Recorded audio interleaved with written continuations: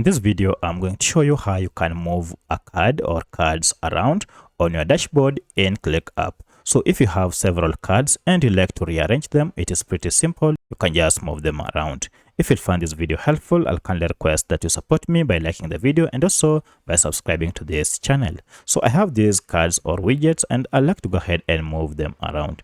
To move it around or to move this card around, just go ahead and hover over it and you'll see this hand sign. So if you long press on it, now you can move it while pressed down to any place or to any level that you wish. So you can see the more I move around, the more it moves. Once you have attained or found the perfect destination, go ahead and just remove your finger on your mouse and it will stick where you have placed it. You can also go ahead and resize it by moving the corners with this double-edged arrow, and this will allow you to resize it.